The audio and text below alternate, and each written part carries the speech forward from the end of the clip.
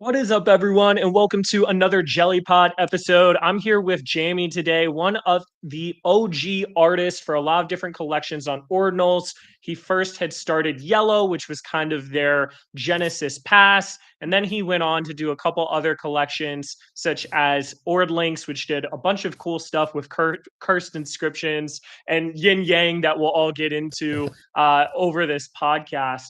But Jamie, welcome to the channel. You're a well-known artist in the ordinal space, and I've been having a lot of fun talking to different ordinal project founders, artists, stuff like that.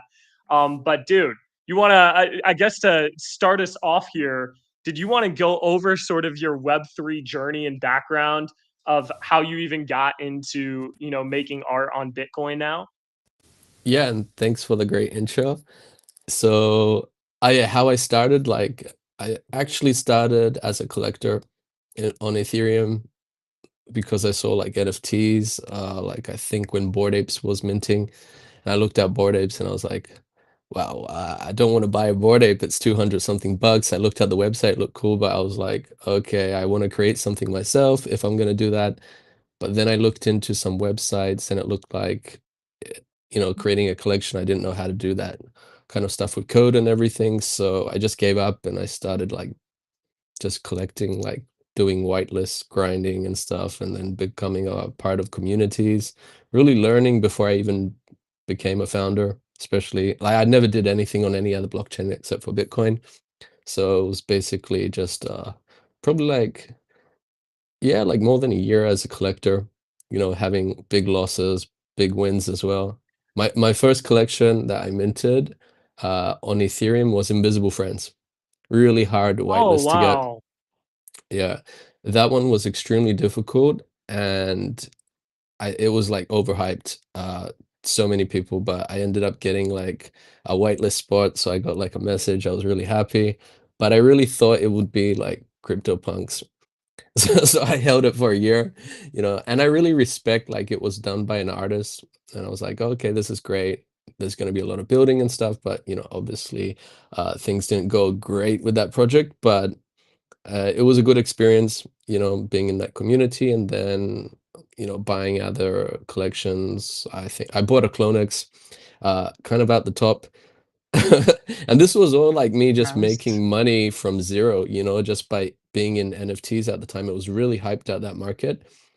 But there was also like, that market where it went down, took some losses. And then I just decided when Ordinals came out that it would be great to put art on Ordinals because it's fully on chain. Everything looks like, it's looking great for Bitcoin because I really believe in Bitcoin like being like, super high in the future, people coming back to ordinals as well because the market's a little bit down now, but there's definitely been a worse market. I think late 2023, like a bit late, I started as a founder. So it was when the market was completely dead. But yeah, so Mm. I can continue that story. So the market was pretty bad when I decided to jump in as a founder. There wasn't a lot of support for me as an artist just coming in doing a small collection, but I just wanted to establish something, to bring in adoption, build my own community, and just like, try and bring value because I was in so many collections, communities, and I saw the value go down. And I thought if I'm gonna do something, just make it valuable so we can see like the value go up. So it was really cheap as well. The first collection that I did was a 333 collection, and it was minted on Ordinals Wallet, which was the first marketplace for Ordinals. And they reached out. They were like, "Ah, super happy to do stuff with me." It's just at the time, I was looking for a marketplace. It was difficult. I think Magic Eden was really like, selective because they were trying to do also pre-inscribed stuff and things for rare sats. So you had to know like how to get these rare sats, put them on rare sats and stuff. And there was no market for rare sats at that time on Magic Eden. So I was like, okay, I kind of want to do something that people self-inscribe. And Ordinal's Wallet said they would do the Yellow Genesis collection, but they did want 50% of the mint funds. I saw So that in your bio, which is insane. yeah, 50% is pretty insane. it's quite a lot. I was okay with it because what happened was it was $10 and they wanted when it goes to public to make it $20, and because they were like taking 50% only on the public, it seemed, well, okay. But when it came down, we had all these collaborations happening for the Yellow Genesis, but it was with Ethereum projects. And a lot of people from Ethereum didn't really look at ordinals at that time as a good like market because things weren't really good. People were saying they're dead. Really, really, really bad market. Worse, like if you think now is not great, it's actually not bad because things are minting out now. Like we have like, people raising lots of money with collections right now in this market, so it's not a bad market at the moment. So at that time it was terrible. Things actually originally I wanted to do a 555 collection, but because when it went to public, they told me basically that they only will promote the project when it goes to public. So I was like, okay, I don't know. I was just accepting everything just to like establish the community and go along with it because it was really about just, establishing things, bringing in adoption, and not about any money or anything. But even the small amount of money that that collection made, it was all put back into building the next thing that I did, which was solely, which was a cost value collection, hand drawn on Block 9 rare sats. And that process actually, to find the rare sats when there was no market on Magic Eden, to go and inscribe things myself, to set up the code for that and do things in JSON files and stuff. It was all new to me, so I had to do all of that. And it was done in so back to, sorry, I'm all over the place, but with the Yellow Genesis, we minted out at 333, uh, which was great. And I appreciate the guys as well, even though they took 50%. They they did it in a way where there wasn't any I think with the UTXOs it was just direct, like they just gave me whatever the mint funds was and we moved on. But I did ask them for some support in the future, and I kind of told them they wanted to do the Soli collection with them, but I said like I'm gonna do it just on Magic Eden. So I just ended up doing the next collection with Magic Eden, and it was done in two stages. It was basically the first half of the collection was done the black and white ones, and then a month after I drew more, which the collection's only 69 in supply, and we did that on Magic Eden again, and two of them were auctioned on Magic Eden's auction. At the time, it was very new. So it was like a new auction feature. So that was experimental, I guess, because when people were trying to bid out the very last minute, bids weren't going fast enough because of the mempool. And so it was really, if you bidded early, you were winning straight away. So I think the people bought it at the mint price thing.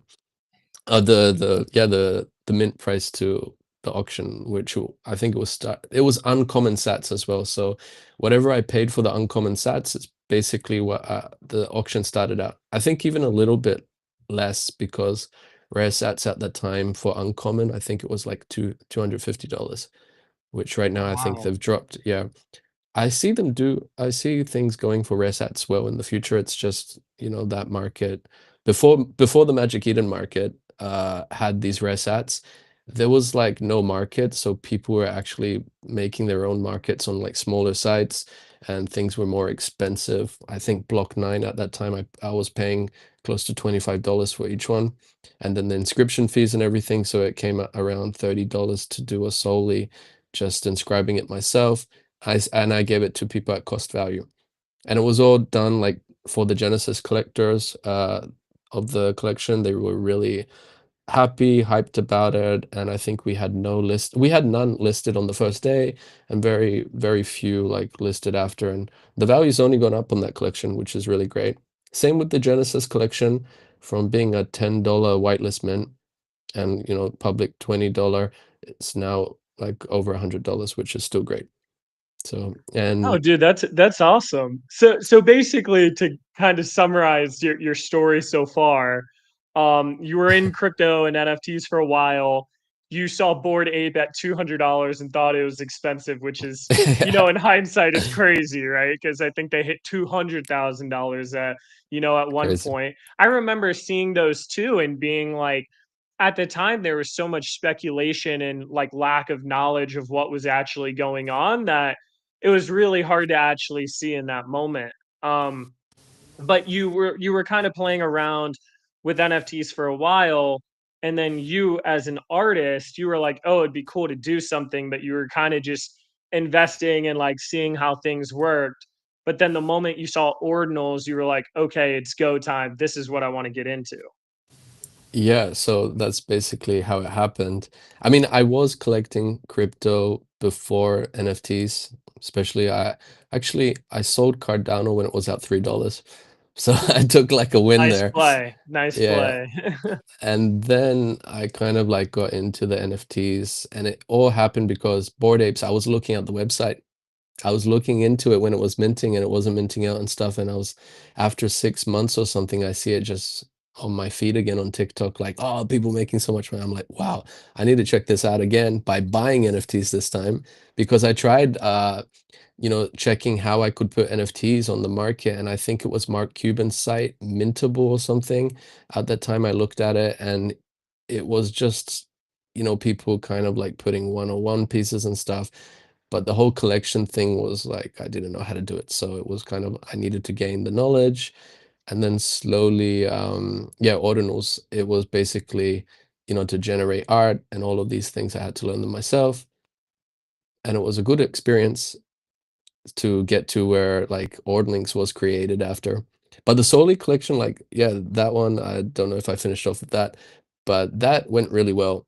Hand drawn, scanned. I had to hand draw everything, paint pens on really cool high quality paper, scanned it in, and I had to like go through all the, how to get things converted down because, we have limitations on Bitcoin with what you can put on the blockchain, especially the Genesis collection. It was originally going to be an Ethereum collection, and I created everything in vector artwork on Illustrator. And then I just scratched that idea and said there was no recursive technology as well at the time. So I had to kind of make things in pixel art. So I created things in pixel, all the traits again. And I just put a special touch to everything on the Genesis collection where no pixels are connected, the corners. So it kind of looks a little bit different to the other pixel collections on the market. And it was new. It was a new way of doing art for me, like pixel art. So, I think it's pretty good. And the original size is just like little stamp things, like little, they're very little if you do like see the real size of them.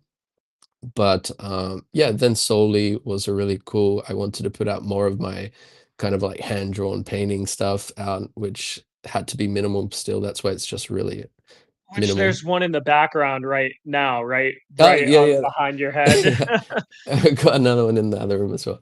Yeah, so this one actually, a Chinese guy really loved it, and he was so excited to get it on the auction. Never listed. Some of these holders that we have in the Yellow community are very like OG kind of like collectors, really just bought things and never sold.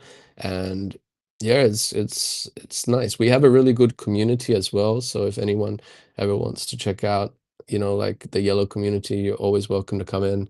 I think we made it though, holders only to access the Discord. It was just something I was asking the community, do you guys want it more exclusive and stuff? And we're doing votes, and people wanted it to be more exclusive. But yeah, we've been doing lots for the community as well. Well, I can get into that after the Ordlinks as well, how it came about.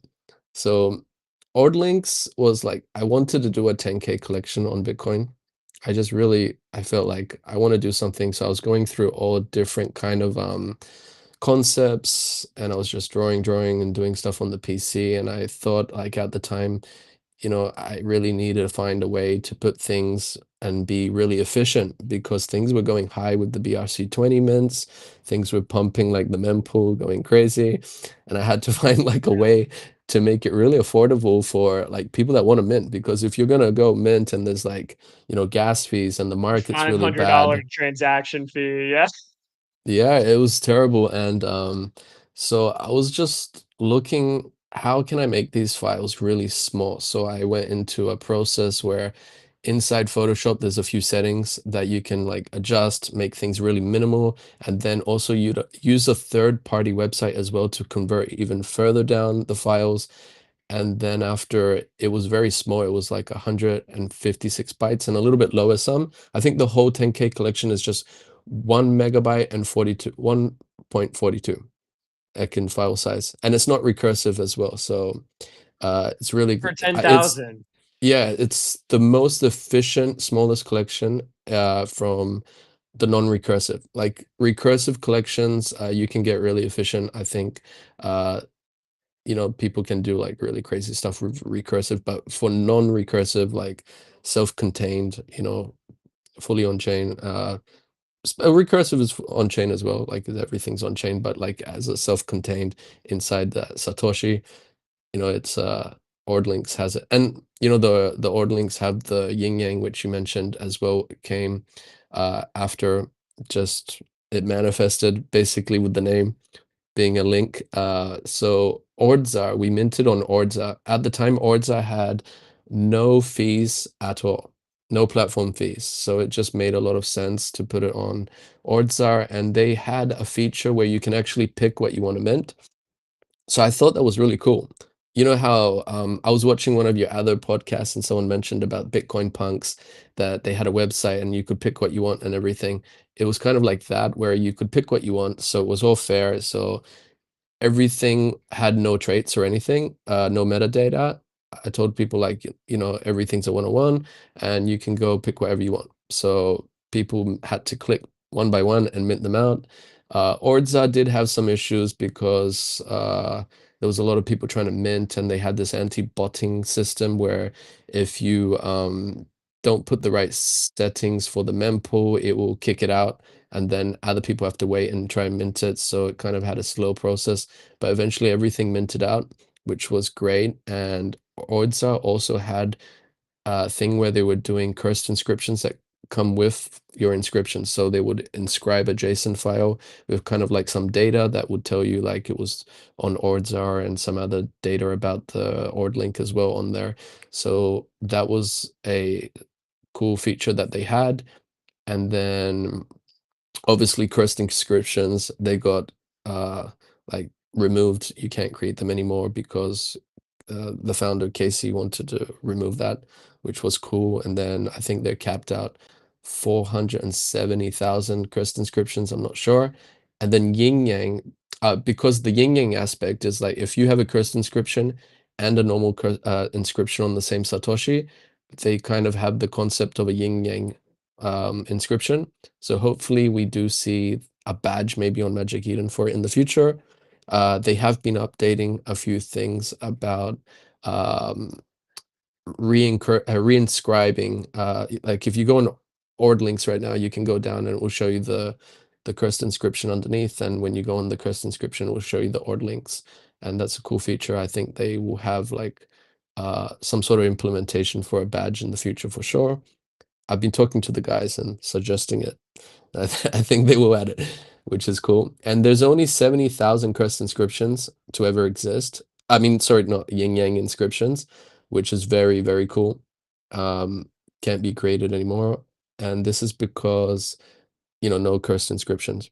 So if you have like a Yeah, I saw normal, that. I yeah. saw that in your bio. Like, and so 10,000 out of the 70,000 of those are Ordlinks, right? Yeah, yeah, a huge percentage. I think it's over 10%, which is cool. And most of these inscriptions that were yin yang were actually like, rug pull projects or like just inscriptions that didn't have too much of a meaning to be in a collection or just there's one other collection that is cool that was a CTO that the community took over after it was a rug pull and they're pushing the yin yang stuff as well and they were like really cool in innovating the other side of the cursed inscription because there's a way to put metadata on the other side and actually give an image, off-chain image, but it's still cool to represent the cursed side. And they were doing that, and they did another collection which was like the opposite for that. And then I was like always wanting to do that as well. It's just when it comes down to dev stuff, I've learned everything myself. So I had to go do all of that dev work myself as well, like import all the crest inscription, metadata, IDs, like get an API to like download it and stuff and find the way to do it. And I ended up doing it all great, like put metadata on it, put the images, and people got really hyped on that. So I think it was like a couple, 3 months ago where people noticed that the cursed inscription in their wallet had like a yellow logo. And they were like, what is this? A free airdrop and stuff. And then people were tweeting about it. And 1 Bitcoin came in randomly in trading volume. People just buying, buying, buying. One of the guys from Magic Eden retweeted about it, said Ordlinks 100x, they said, and then it pumped. But yeah, I mean, Ordlinks do have a lot of value. I think it's just people will need to notice later on. I think when the market's better, that there's a lot of special ordinals to be found, like hidden I was gems gonna and stuff. ask about that actually, because okay, I feel like Bitcoin is the only chain where there's all these like little side things that can happen for an ordinal. Like you got the cursed inscriptions, and then you've got special rare sats, and like there's even the recursive is like kind of on chain but kind of not fully on chain, and then you've got this yin yang thing. From your perspective, why do you think like people value these sort of things so much, and like what's kind of your take on it? Like if you go and you're trying to look for an art piece, are you caring about the sat, are you caring about some of these different things? Yeah, I think there is a collectors will value these things because if you look at Bitcoin in the future going to like high numbers, like a million maybe in the next decade, ordinals are going to go up with them because they're on Bitcoin, and they're going to go up in value, especially if people want to like put in museums about, digital art history on the blockchain. And then they're looking at what collections have like cool value, like what did they do and what sort of value. Like Ordlinks, for example, I think is really cool because they have that unique yin yang thing where you sell one, and where if you sell an Ordlink, you're selling the cursed inscription, which is another collection as well. So I listed the cursed inscriptions as another collection. The art hasn't been revealed. It won't be on chain, but I'm gonna do some cool things that it will give like commercial rights, like we did. Ordlinks, if you have one, you have all the commercial rights. You can use it on like brands and stuff. And I really wanted to make it so with the design and everything, it's a native Bitcoin collection, original. I wanted people to look at it maybe in the future as something really cool if I continue the brand building, which I am going to do. So it was just my vision as being a really cool kind of collectible that even like I don't know, I really thought when I was making Ordlinks it looks great for Asia. Like if you see like Japan and like China and everything buying all those little toys and everything like that, I can see Ordlinks being in that market for sure. And if you can it's really simple to design as well, and they're very unique. So you can actually build a lot of things, like even in 3D with them. And with AI innovating right now, like so fast, I think people are going to find that Ordlinks are going to be a great fit if they want to build stuff with them as well, because you have those IP rights. And I'm going to probably build a few things just to, experiment with all this cool stuff that's coming out. Like you can build games now with AI and all this other cool stuff. So very Dude, and exciting and times. yeah, right, like right before this started, we were talking about the ChatGPT upgrade that just happened yesterday. And like I had been messing with Midjourney pretty early on, and then when ChatGPT came out, I was messing around with some of the images, but it was always the most frustrating thing ever. I don't know if you ever messed with Midjourney early on. I don't know if they changed things, but it would like generate four things, and you're like, oh, generate me more that look like this one. And then it was like this game where it could take you like 50 minutes to actually like get what you were looking for. But now with Yep. this upgrade yesterday, I mean, it is making like full on high quality commission piece art, where we can take a jelly cube for example, and I did like this little let me see if I can share my screen actually. Ah, so this is one of our little jelly cubes that share screen. Yeah, the jelly Let's cubes look see fun here. for sure. Well, yeah, so this is Oh like our wow. Ninja Cube, and it just has like so we have like some one for ones coming out on Bitcoin in the future. But this is like a little like assassin jelly cube. This background was completely created by AI. I was like, let's get a Wow. sake bowl and let's have a jelly cubes dojo and like a ramen bowl. And it's kind of insane. Like you can set the style and all this stuff. And this was something where it was really hard to do this Yeah. until yesterday. So I'm just kind of curious, like from an artist standpoint, because that's like your main focus is art and making fine art. I know that was one of your collections. I think only has like 50. I believe Yeah.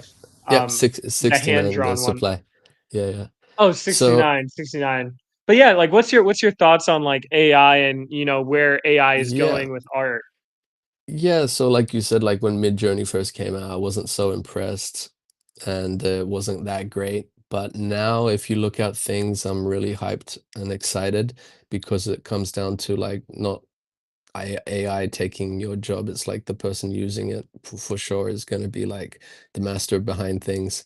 I mean, even if you're putting in prompts, if you have the great ideas, I think it opens up a lot of opportunity for people to build if they really are like wanting to do stuff as well, especially if you're looking into things that you didn't have time to actually do in the past, like learn, like Blender and all these other softwares. There's ways to connect AI now and tell Blender to do things and other music stuff as well. And like if you want to be like a one man show and like build, you have that, you can. It won't take as much time, but it will take time if you want to. I think with AI stuff, I want to see collections that put in a lot of work to make it look super good. So a lot of traits, a lot of detail, because you can like if it's sloppy AI, you can tell, But if someone's telling the AI to do things properly, and then also maybe editing, like if you come into like some of these, like it came out yesterday or the day before, like you said, the new thing with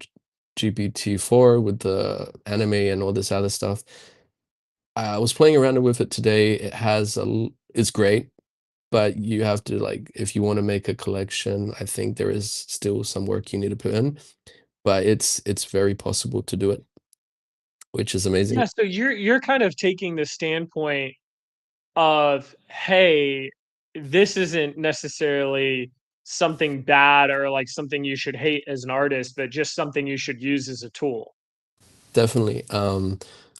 I'm creating a new collection that's coming out called Granite, and I'm doing everything hand drawn. Like it's taking a lot of time because it's all hand drawn. It's in a style I used to because I've been doing art for a very long time. I went to university in 2012 for graphic design illustration, and been just drawing, a lot of stuff, working for different people, doing stuff, and that was before I came into as a founder.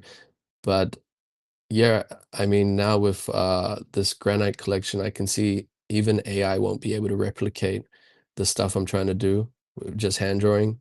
Like I'm asking it, like even solely today, I told it like I make it into the anime style, but it didn't know what to do, so and maybe in the Mm. future it gets to that point where it's going to be really great. I see things moving towards the anime stuff being more like animated, like the animation stuff is going to come in. That's going to be like a huge leap. People are going to get very excited.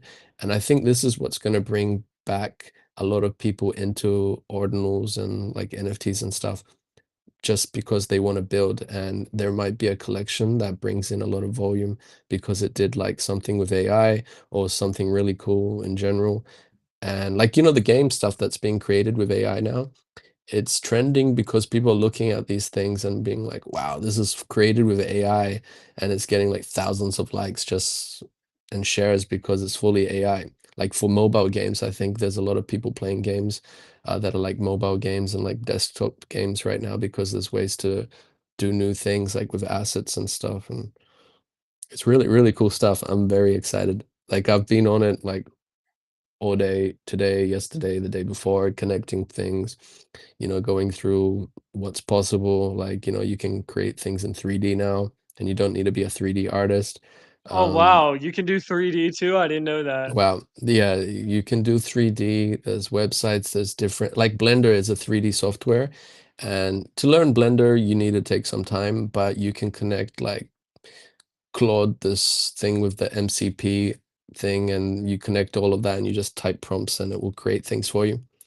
I don't know if you've seen anything with the pyramids recently where they discovered underneath. There's Yeah. maybe has that is that confirmed? Like, are there actual pillars under it, or was it kind of?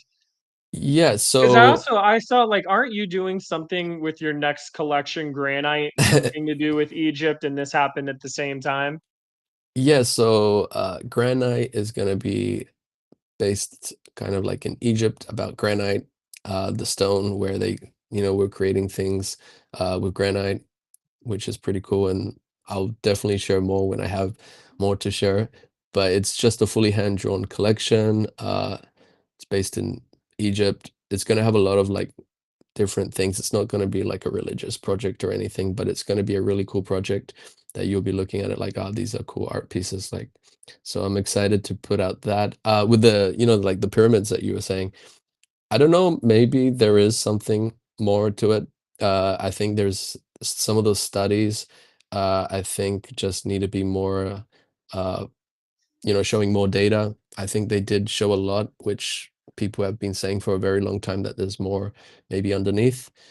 And that's what I was saying. I just took those the 3D stuff that they were showing, and I put it into Blender with the chat with the AI, and I said make this into like a 3D model, and it did it for me, and I could spin around the stuff and make things go up and down, like animate them and stuff. And I was, wow, this is pretty cool, fun stuff. Wow.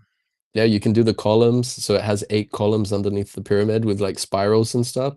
And it looks like those 2 blocks could be like some kind, if they are indeed something like that underneath, it could be like some elevation thing, some hydraulics or some kind of thing that stairways, like they were saying, maybe there's some archives underneath, or maybe there's some knowledge. I definitely think there's more to Egypt than what we think, like I don't think personally, it's just my opinion. I don't think Egyptians were like picking up stones and building them with like the you know s- ropes and stuff like that. There Mm, was more to it, and maybe it was a civilization before Egyptians, because it looks like I went to Egypt last year because it's very close to Cyprus, where my parents live, and yeah, it was basically really cool to see, especially if you go see the stuff like that's to do with UFOs in some of the temples. They have like some UFO inscriptions that look like tanks and kind of helicopters and a spaceship as well. And some light bulb things as well were in the temple. You paid the guy a little bit of money and you can get to go in the back rooms. It was funny. Like that's oh what, my God. yeah. Dude, Not a Egypt lot. is It's somewhere cheap I've there. been wanting to go for a long time too. It's like I'm surprised I haven't been yet because I feel like Egypt is the most mysterious sort of place in the world. And I've noticed like you've posted a bunch about this sort of stuff. I mean, it sounds like you're even making a collection about it. Like Yep. what kind of drew you to one, I guess the Egyptian stuff, but two, I mean, you also moved all the way to like Hong Kong and Asia. So it seems like you have a Yep. fascination with different cultures. I guess I just want to learn a little bit more about, what sort of importance does culture have to you and, yeah. Yep. So like before we started the live, as I told you, I was born in Australia, and I left when I was 11 with my parents. My dad is from Cyprus, so he wanted to go back to Cyprus. He's Greek, and then my mom is from Scotland. So we were living there, and I learned Greek and everything, and then I went to the UK to study. So I'm like, I'm open to go and explore everywhere. I'm not like based like fully. So I came to Ordinals Asia last year. Was it last year? Not sure. Ordinals Asia, the first one in Hong Kong, or the second one, I'm not sure. And it was great. And then I met my girlfriend now, which we connected straight away. And then traveling Yes. a lot, and I came back to Hong Kong, so we're living together now, and it's been great.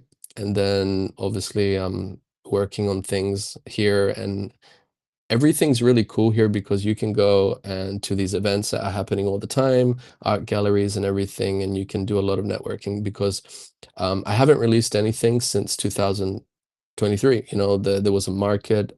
I could have done something last year, but it was more about establishing the community that we have in Yellow and making network connections and building the value for the things that we already have created. So we've done a lot of collaborations. We have a great collaboration manager in Yellow, Billy, really great friend. I know him actually from Cyprus, know him for 20 years, so he's a great person to have in the Yellow community and working with him as well. Really, really cool guy to trust. And we've been just building like with through collaborations. You know, we didn't do any runes or anything. We didn't do any tokens or anything. It was just art. And we were doing collaborations so with the runes projects. And people made a lot of money, especially with Ordlinks. It was so affordable, even though the mempool was so up. People were picking up Ordlinks like three or more, and they ended up holding them and just getting runestone. I think we had one of those percentages when that Leonidas guy was showing all the communities, which was very high to get the runestone eligibility to get the runestone. So everyone got one of those. Very cool. And then we kept on doing other collaborations with other projects. Like I mint a lot of projects. Like I mint all the time to support. You know, when you do collaborations, they give you a whitelist spot as well. So I mint. Obviously, I'm going to sell what I think needs to be sold. But I mean, the ones that I want to hold, I hold them as well, which is cool.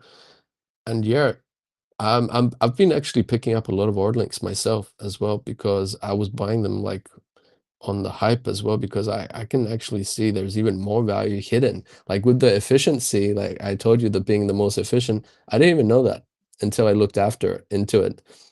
It just happened because at the time I was building Ordlinks to be efficient, but I didn't realize that people weren't looking into how to be the most efficient in those aspects of like converting things down and stuff. It was about just like, you know, they found a recursive being a cool way to, you know, scale things up and stuff. But uh, as a non-recursive collection, being really small, efficient, and being like, you know, cool. That's how Ordlinks came about. And then yeah, Yeah, dude, I remember those runestones too were going for like 5 grand or 6 grand at the time. I mean, it was so insane that the runes hype was crazy. So one of the questions I have now is, okay, you have these different collections. What do you think is kind of the purpose for people to buy them? Like, if someone doesn't know who's listening in, like, what's kind of the reason for people to buy them? Is it the art? Is it the significance of the sats? Is it like what in your opinion? I think so the Yellow Genesis collection is very small. It's considered like an OG collection as well because it was done on the first year. All of the collections that I created were on the first year. But the Genesis collection is like kind of at the top of where I'm creating things. It's like also like an art pass where the next things I do, like granite, you get a free mint to it. So you'll be able to like free mint for that. And then you have more raffle tickets as well when we do things like always with Alpha Board.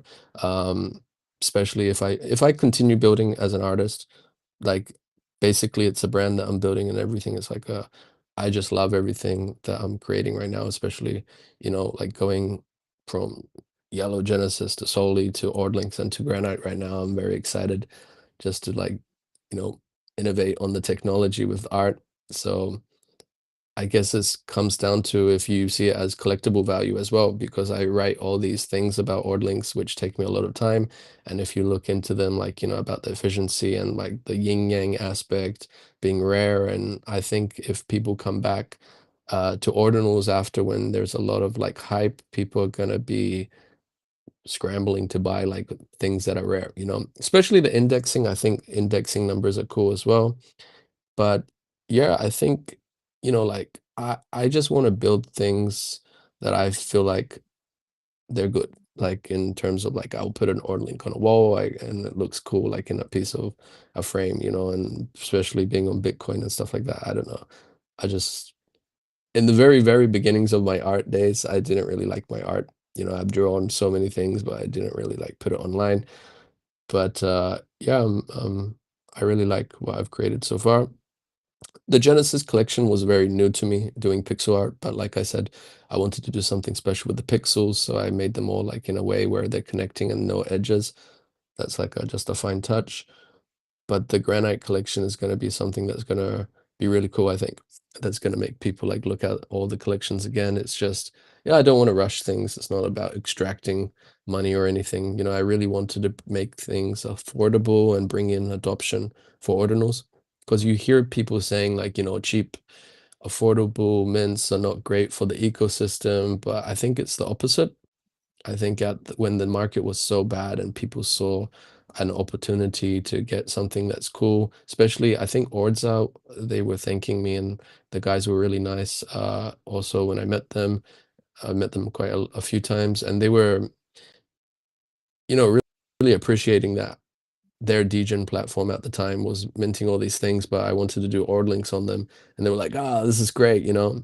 So the market obviously is up and down, especially for launch pads. I don't know what they're doing now, but I think at the time when they had no fees and everything, it was just great. So I think they had to like do some changes after. I'm not sure what they're doing now, but yeah. I think Granite, I think I might be doing it on Magic Eden. Really cool, those guys.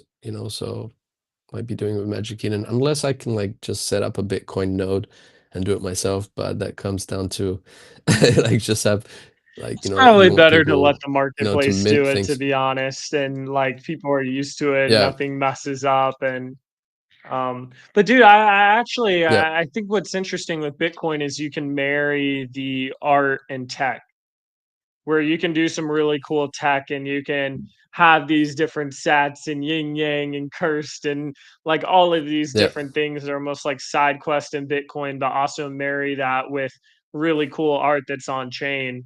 And I think that's one of the big separators with Bitcoin compared to a lot of other chains that, have NFTs or ordinals, whatever the case is it's on chain, it's tied to Bitcoin, like you said, if Bitcoin is a lot bigger in the future. And a lot of these inscriptions, I mean, like right now, I think we're a little above 80 million inscriptions. It can be over a billion inscriptions in the next 5, 10 years. So I think it's still pretty early overall as well. So yeah, I mean, I, yeah. I agree on a lot of those points. Um, I was also gonna say, I'm guessing you're gonna go to the BTC event in Hong Kong in August. If there's one, I will be definitely there.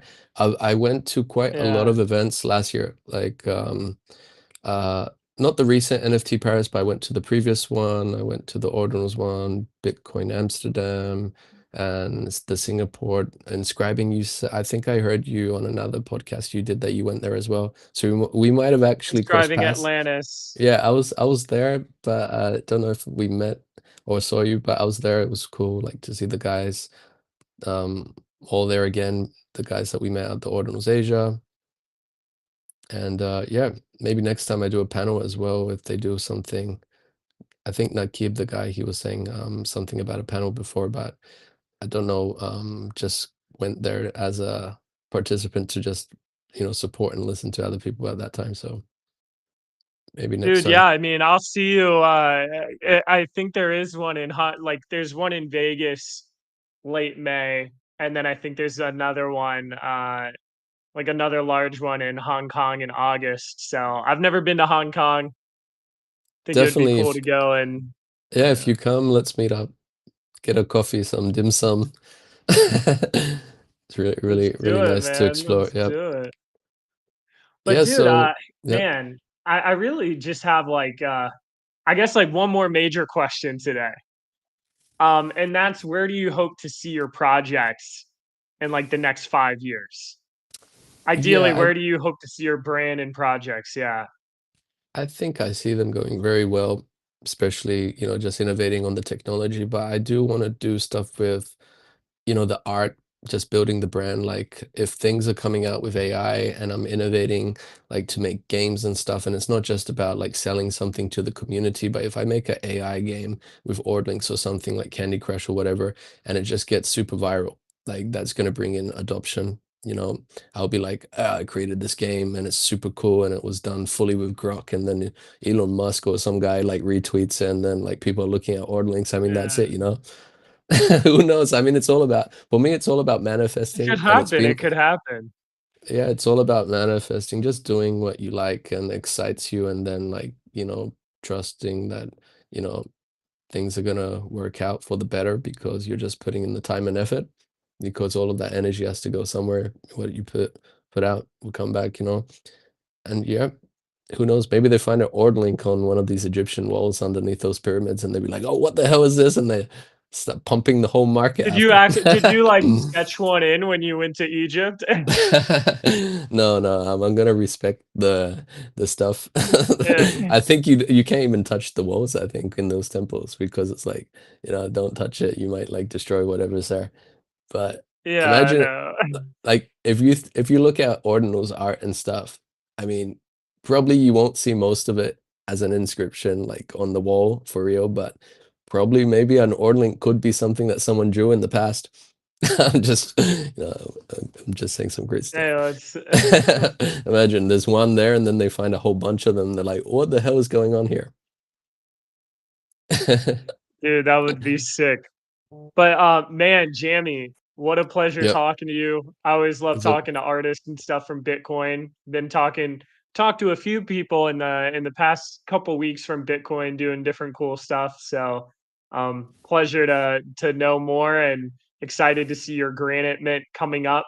I know you said thank you. you're not trying to rush anything, but is there any sort of timeline you have?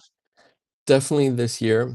Like, I want to pull it out this year because I've been working on it for quite a while, and it comes down to me just focusing on, doing more of the hand drawing stuff and finishing it, because it's really structured differently to my other collections, the way the layers work and everything, because the way I'm drawing it, it's like to do with my old style of art that no one's actually seen. Maybe if they go to my Facebook page or something, they might see some styles, or like some really old drawings that I have on Instagram. It like has this line work that's carved with the fine art pens that I'm using, and it takes a lot of time, but everything like seamlessly with the layers come together like granite stones, and you have all these different Egyptian categories of, what I'm gonna put in the collection. Like, you have like frogs, pharaohs, like the Egyptian Anubis things and everything. And it's not Mm. gonna be a spooky collection where you're like, oh, this is like bad energy. You'll be like, look at this, looks pretty cool, you know?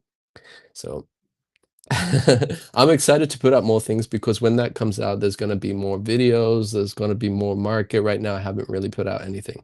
But the marketing stuff that I do, I always like doing it and making it look really cool that fits with the brand. So it's just about building the brand, and the lore as well is going to be really cool. And if I can innovate with some of these cool tools that are coming out now to make like the lore more crazy with like, animated stories and stuff like this, it's something that I'm going to be doing for sure. Heck yeah, exciting stuff. Thank you for But, having me, by the way. also thank you to yeah, I was gonna say, thanks for coming on, man, and thank you to everyone who listened today. Make sure to check them out. It's Yellow NFT is one of your accounts. What Yep. and then you also have Jammy Creamer, I remember right? Yep. I recently just, it's waiting for review again, but it's Jammy Creamer. Yep. So that name came from a YouTube channel I had like a long time ago before I got into anything. A YouTube channel where I used to skateboard for like more than a decade, and there was these biscuits called Jammy Creamers. I used to eat them all the time, so I just kept the username. Oh my god.